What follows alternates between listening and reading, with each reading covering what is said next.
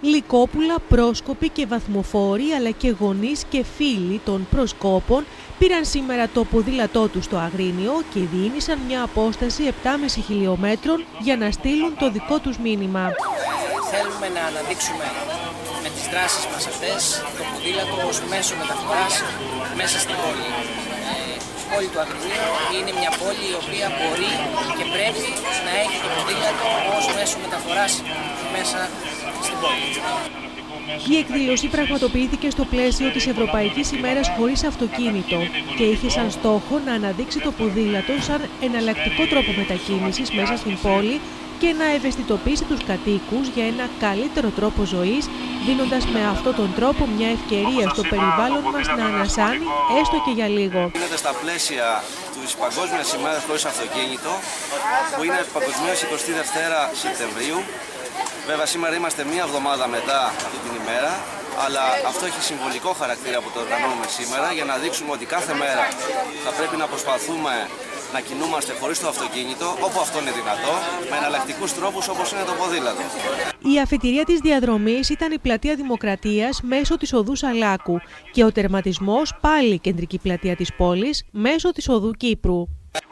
Θα σταματάμε στο Αγρινίο και τους ποδηλάτες. Θα είμαστε πάντα στο πλευρό σας. Σας ευχαριστούμε πολύ και καλή ποδηλατάδα και πάλι.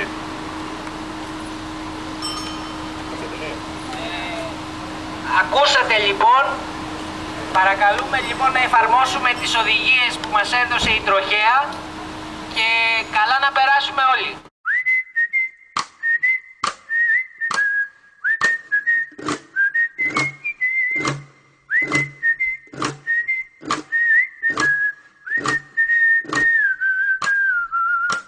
Ένα μικρό ποδήλατο και ένα μικρό παιδί είδαν το πρόβλημα το άλυτο και κάναν βόλτα στη ζωή.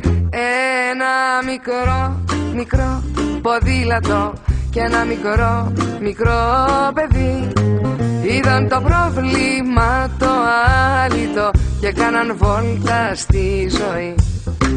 Δεν είναι δράκος, δεν είναι γίγαντας, δεν είναι τίποτα καλέ τρομακτικό. Είναι ό,τι είναι και αυτό που είναι δεν το γνωρίζω ούτε εγώ. Ένα μικρό ποδήλατο και ένα μικρό παιδί είδαν το πρόβλημα το άλυτο και κάναν βόλτα στη ζωή.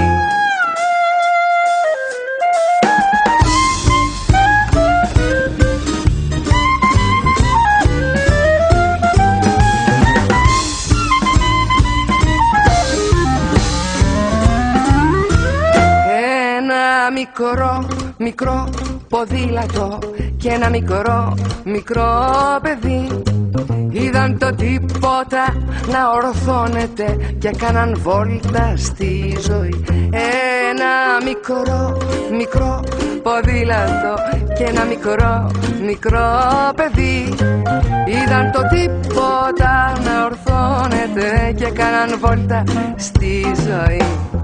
Δεν είναι δράκος, δεν είναι γίγαντας, δεν είναι τίποτα καλέ τρομακτικό. Είναι ό,τι είναι και αυτό που είναι δεν το γνωρίζω ούτε εγώ. Δεν είναι δράκος, δεν είναι γίγαντας, δεν είναι τίποτα καλέ τρομακτικό. Είναι ό,τι είναι και αυτό που είναι δεν το γνωρίζω ούτε εγώ. Ένα μικρό ποδήλατο και ένα μικρό παιδί είδαν το πρόβλημα το άλυτο και κάναν βόλτα στη ζωή.